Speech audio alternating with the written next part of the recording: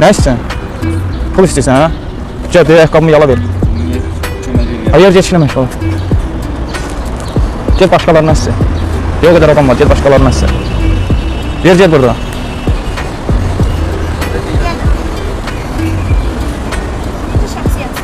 Ayaqqabımı yalan nədir? O nə deməkdir? Başa düşmədim.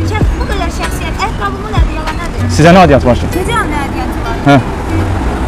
O eləsinə pul. Tərbiyəsizliyin dərəcəsinə baxır.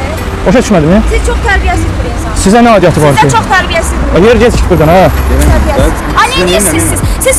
Sizdə çatır, Pul istəyir, vermirəm. yeyirsən. Danışığınızı bilin, xanım, o nə deməkdir? Sən danışıqlı ver. Ayaqqabımı yalan nədir? Yaxşı eləyirəm. Pul istəyir, yalasın verim. Ayaqqabımı yala verim. Niyə demirəm ki? Bozğa pul verirlər. Bozğa pul verirlər. Get buradan, şəxsiyyətsizsən sən. Başa düşmədin? Bunda bir insansın.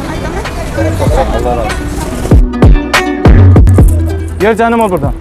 Yer rədd ol. Gel başqa yerdə dilən. Ona pul düşmür. Düşmür ona pul. Sen verirsen de ben veririm. Ona pul düşmür. Ben veririm. Dəqiq bu kəfini eləməzdi. İndi hamı cavan. Hə. O yaş biz olmuş. Mən o yaşda dilənməmişəm, qardaş. Sən dilənmirsən o yaşda. Bizim işə ehtiyac var. Yəni bizim dövlətlər imkan olsa hamımız işlər. Bildim, sən o yaşda dilənmirsən, hə? Mən 15 yaşında işləyirəm, 30 yaşım var. 15 Ehtiyam bu ildə işləmirsən də sən. Mən də mənəm. Və niyə pis örnək olursan ki? Sonrakı ilə. Onun tərəfini saxlamaqla sən ona pis örnək olursan. Sonra mən onu işə təklif edirəm özümə. Ehtiyam bu ildə gel işdə apar zamanı pulunu qaytar. Qardaş istəmir qardaş. Apar pulu qaytar. Qardaş. Evet, istəmir qardaşa xahiş edirəm. Hə. Qoy qalsın, mən onu iş. Mən onu söhbət edirəm. Olar. Mən indi onu aparıb salacağım şillərin altına. Bunun ben vermişim. Amma mənə nə dəxli var, nə dərdi var? Sen bir dakika. Ben vermişim. Sen gel özüme dinle.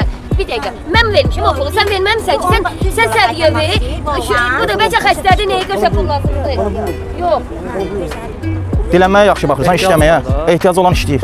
Necə işləyir? Əziyyət çəkir. İndi işləyə bilmirlər, yəqin ki, nəsə problem var. Heç bir problem yoxdur, cənab boydadır. 15 yaşında elə uşaqdır. Uşaq yeməyə olmaz istəyir, bunu çatmadı. Nə lazım var? Yeməyi bilməm olmasın. Xəbərim yoxdur. Azərbaycan övladı, yəni müsəlmanıq. Sən mənim bütün mazgimi korluysan elə. Bu dəqiqə qulağın dibindən bir şeylə qoyacam sən. Heç kim ala bilməyəcək əlimdən. Tələbəylik deyil, uşaq olaq. Mən neçə yaşım var? Nə dəxli var, neçə yaşın var? 15 yaşım var, uşaqdır. Ən azından 18 yaşında kim? O ən azından bu gələcək Qardaş, əsgərlər elə bir yerə gəlsən də o vəziyyətə lazım. düşərsən, ayıbdır. Əsgər Elə şey eləməzlər. Nə olub ki? Ne oldu? Ne tartışıyorsun? Niyə atlanıb düşürəm? Niye kalıyorsun uşaklar? Dilənir, mən də icazə vermirəm. Deyirəm məndən dilənmə. Dilənçiyə pul vermədiyimə görə. Geçinme meşgul.